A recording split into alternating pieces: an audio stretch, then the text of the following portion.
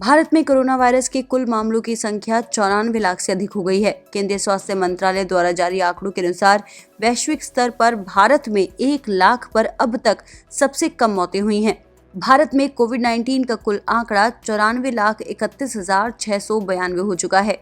इसमें से 88,84,000 से अधिक लोग कोरोना वायरस से ठीक हो गए हैं।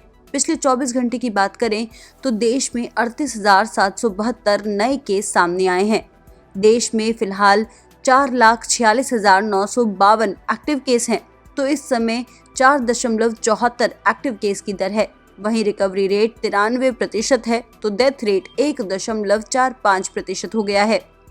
हाल ही में सरकार द्वारा जारी डेटा के अनुसार देश के 8 राज्यों में कोरोना वायरस से सबसे ज्यादा मौतें हो रही हैं। देश भर में रविवार को कोरोना से 444 मौतें हुई थी। कोरोना वायरस से मरने वालों की संख्या अब 1,37,173 हो चुकी है। गौरतलब है कि कोरोना वायरस से 31% मौतें दिल्ली, महाराष्ट्र, पश्चिम बंगाल, हरियाणा, पंजाब, केरल, उत्तर प्रदेश और राजस्थान में हैं। महाराष्ट्र में रविवार को 89 मौतें हुई। इसके साथ ही ये सबसे ज्यादा मौतों वाला राज्य बन गया है। दिल्ली में कोरोना वायरस से 68 तो पश्चिम बंगाल में 54 मौतें हुई।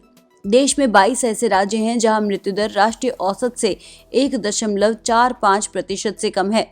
रिपोर्ट किए गए कोविड-19 मामलों में जितनी भी मौतें होती हैं वह मृत्यु दर होती है। भारत में मृत्यु दर तेजी से कम हो रही है। 94% का रिकवरी रेट और 1.45% का फैटेलिटी रेट ये दुनिया में सबसे बेहतरीन है।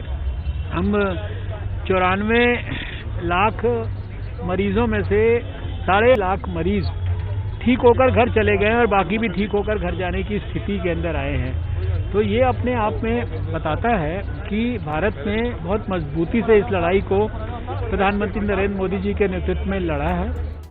वहीं दिल्ली के मुख्यमंत्री अरविंद केजरीवाल ने भी बड़ा कदम उठाते हुए कोरोना वायरस संक्रमण के RT-PCR टेस्ट के दामों को 2/3 कम कर दिया है।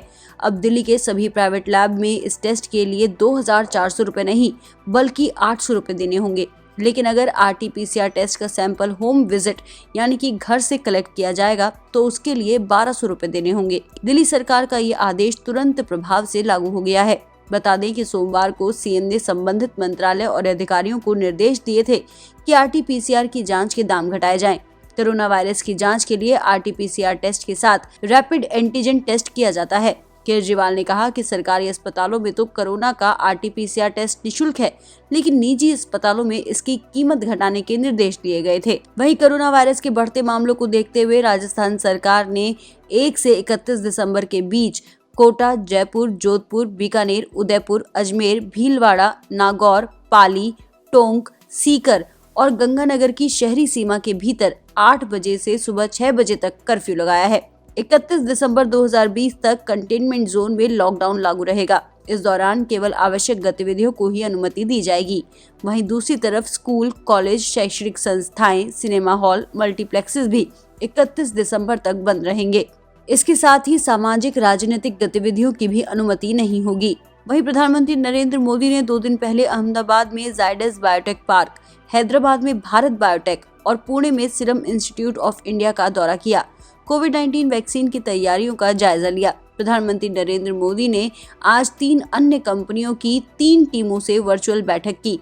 जिनेवा बायोफार्मा, बायोलॉजिकल ई लिमिटेड और डॉक्टर रेड्डी लेबोरेटरीज के साथ बैठक के दौरान प्रधानमंत्री नरेंद्र मोदी ने कोरोना के टीके की तैयारी की चर्चा की। केंद्रीय स्वास्थ्य मंत्री डॉक्टर हर्षवर्धन ने बताया कि अगले साल शुरू होने के बाद संभावना है कि शुरुआती 3-4 महीनों में हम देश के लोगों को वैक्सीन उपलब्ध करा पाएंगे।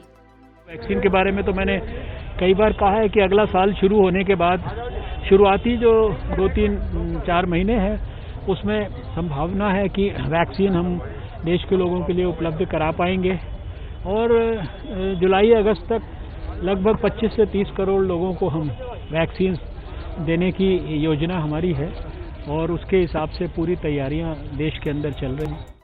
गौरतलब है कि कोरोना महामारी के कारण कुछ राज्यों में स्थिति फिर से गंभीर हो गई है, जिसे लेकर केंद्र सरकार सतर्कता बरत रही है। इसके मद्देनजर केंद्र सरकार अगले महीने सभी राजनीतिक दलों के साथ मीटिंग करने जा रही है। सूत्रों के हवाले से जानकारी मिली है कि राज्यसभा और लोकसभा के सभी सदस्यों के साथ 4 दिसंबर को बैठक होगी। इस दौरान कोरोना की स्थिति को लेकर चर्चा की जाएगी। वहीं इसके साथ साथ शासन प्रशासन बढ़ते कोविड-19 केसेस के साथ ही लोगों से एहतियात बरतने की अपील करता है। हाथ धोने, सोशल डिस्टेंसिंग बनाए रखने और मास्क पहनने जैसे कोविड-19 प्रोटोकॉल का पालन करने की भी अपील करता है।